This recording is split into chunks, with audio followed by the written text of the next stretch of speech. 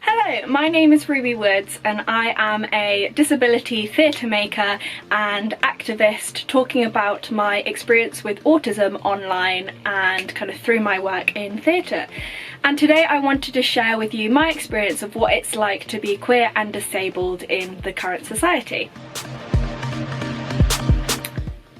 So I was first diagnosed with autism at the age of 22 when I was in my 4th year of university. I was doing my master's degree. I started the journey in my 1st year of university, so it's quite a long process to get that diagnosis, but we kind of always knew that there was something extra that was kind of going on with my brain. I was diagnosed with anxiety at around 14, but that label never felt right. It never felt like it was the experience I was having in my body. And for me, I just really wanted to seek that diagnosis. So I was really relieved when I finally got the diagnosis at 22 of autism spectrum disorder, that you will hear me referencing as autism. Basically, I just don't really like the disordered language. It's something that in the community we discuss quite a lot, but I just feel like there are a lot of negative connotations that come along with the word disorder, and it's kind of listed under those diseases and things that need to be cured, and as we know, autism is not something you can cure. There is a huge link in the disability community to also being part of the LGBTQ+ community, and we see a lot of people who are invalidated if they are part of the disabled community kind of being told that you don't understand yourself. So we see it a lot where there are trans folk in the community being told, well, you can't be trans because you are autistic, and people think that there is a lack of understanding, and so they completely disregard those people who want to just like find their authentic self and find their true self, and have found that within both the disabled and LGBTQ+ community. And I think that it's something that we kind of need to get past, is that stigmatization of being part of both communities. So for me, my sexuality is something that I actually don't necessarily put a label on. That's why I tend to use the term queer for me, because it's something that is more of like a widespread term. It's always something that I have been exploring and understanding in myself, and the labels just never seem to suit me and never seem to fit anything that I am feeling, so I don't tend to label it. If someone asks, I'll just be like, well, I'm not straight, and I know that much. I know that if I describe it, then a lot of people might try to put a label on it, and for me that's not beneficial, which is funny because like a lot of people see the correlation and say, I don't want a label for my sexuality, but I definitely did for my disability. But for me, those were two different things. I've never felt like I fit into a label, and so I don't label myself for my sexuality, but for my disability, because I really wanted to seek that label, it was really important to me. And I think that we just need to have an understanding and a validation that whatever someone wants to do could be differing in whatever identity they choose to have. I'm so sorry. So that kind of brings us on to a really nice point of identity. And in the disability community a lot, we talk about identity and the language we are using. Language is so important for how someone views themselves, but also how the external society views someone. You probably hear a lot of someone who's not in your community is trying to place language on you that you don't associate with, and that's where we talk about language and identity being so intertwined. And I think that your identity is up to you, and no one can place that identity on you.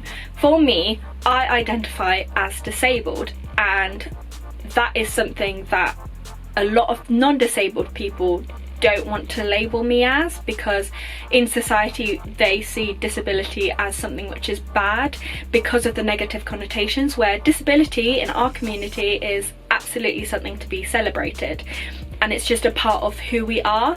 And that links to like identity first and person first language. For example, identity first language would be autistic person, which I am really happy with, I'm comfortable with. That is probably the terminology I use myself.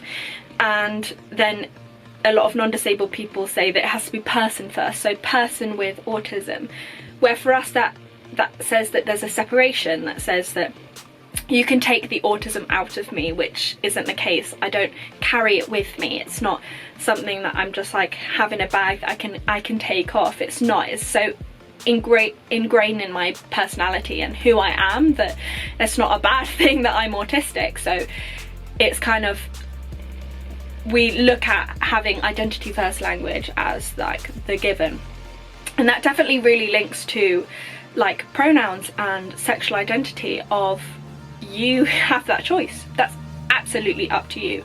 My pronouns are she, her.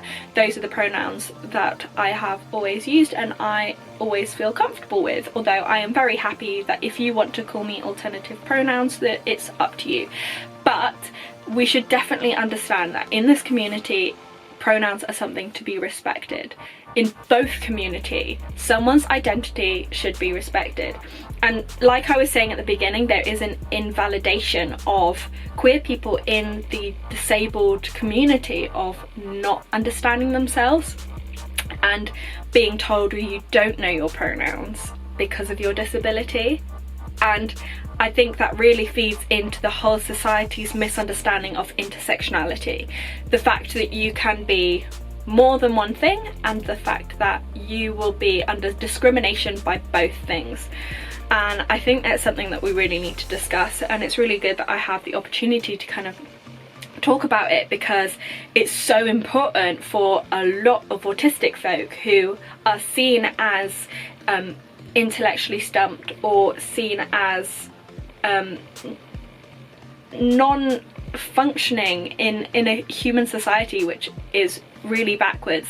And a lot of people assume that because I am autistic it means that I am stupid, and a lot of people are confused when I tell them that I actually have a master's degree in autism representation in the arts, because they have an assumption of what autism is.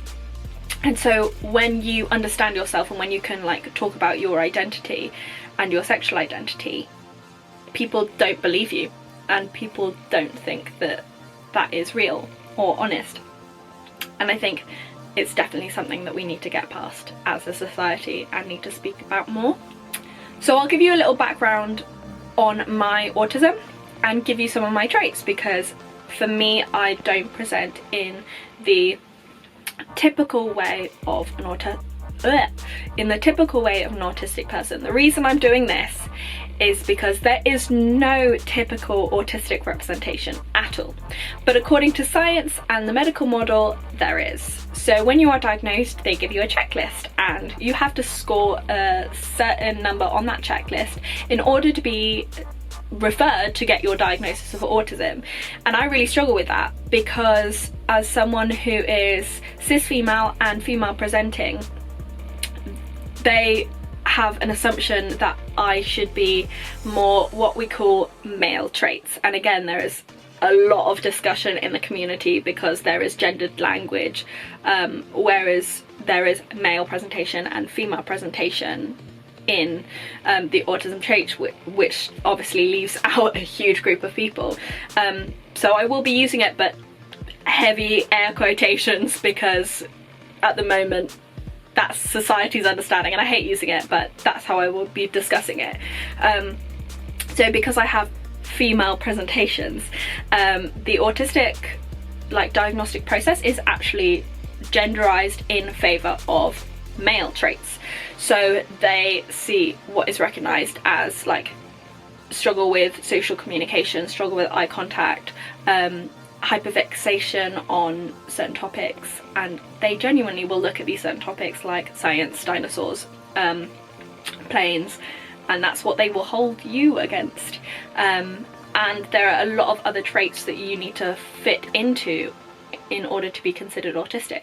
Where my traits are, I have huge sensory problems, I do struggle with communication, but I'm very good at masking, and this is something that female presenting autistics are very good at, because society has more of a pressure on women and kind of cis females of how they should perform and how they should be in society, and that is kind of looking into the patriarchal society, that there is a higher pressure on women that there are on males, and that feeds into autism, and that it feeds into this female and male presentation. So I was really good at masking, I was really good at acting neurotypical, because I felt a societal pressure to conform and to be more like my peers. So I learned how to communicate.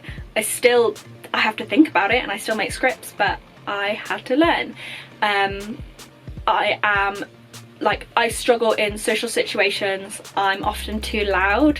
I can't necessarily hear myself. I often say inappropriate things. I don't know where the line is. I don't understand sarcasm unless it's plainly obvious. I'm not very good at metaphors.